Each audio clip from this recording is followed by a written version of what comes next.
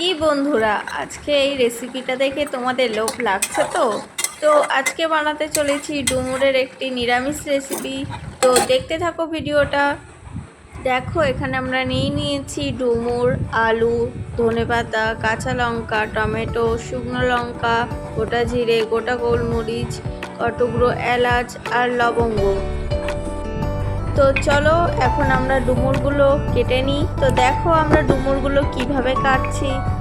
প্রথমে ছুরির সাহায্যে মধ্যেখানটা কাটলাম, তারপরে একটি চামচের সাহায্যে ভেতরের শ্বাসটা বের করে দিলাম,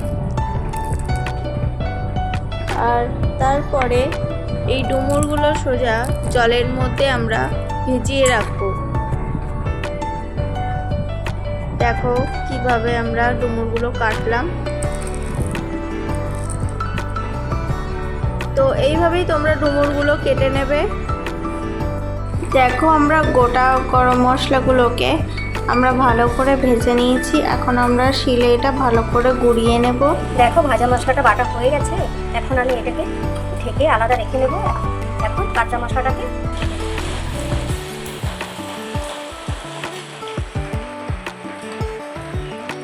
দেখো সব আমি কেটে বেছে ধুয়ে সব রেডি করে নিয়েছি। এখন আমি গ্যাসটা ধরিয়ে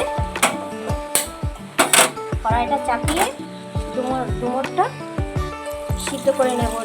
কড়াইতে হালকা তেল দিয়ে দিয়েছি, এবার হলুদ দিয়ে দেব, ডুমুরটা সিদ্ধ করে নেব। দেখো জলে জাল উঠে গেছে, আমি একটু হলুদ দিয়ে দেব আর অল্প একটু লবণ দিয়ে দেব। এবার আমি একে একে ডুমুরগুলো দিয়ে দেব।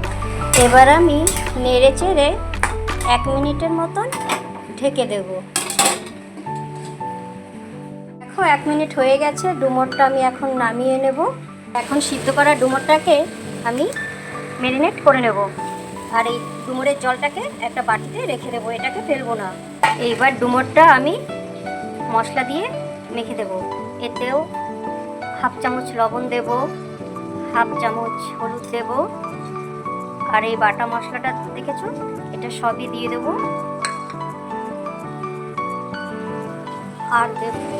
আর দেব তেল।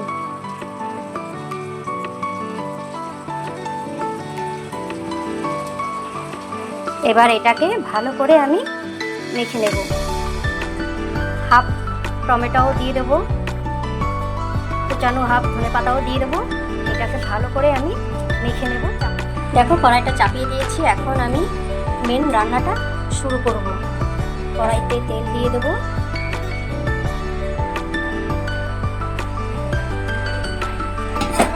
ফোড়নে দেব আমি জিরা। আলু ভাজায় 1/2 চামচ লবণ দিয়ে আমি ভাজা করব। আলুটা লাল লাল করে আমার ভাজা হয়ে গেছে। এবার আমি এই ডুমুরটাকে দিয়ে দেবো আলুর ভিতরে।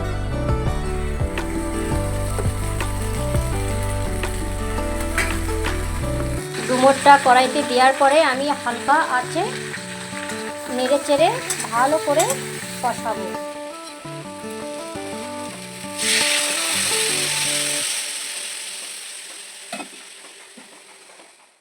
দেখো আমাদের রান্নাটা একদম হয়েই এসছে। এখন আমরা সেই ভাজা মশলাটা দিয়ে দিলাম, ভালো করে আরেকটু ফুটিয়ে নিয়ে আমরা রান্নাটা এবার নামিয়ে নেব।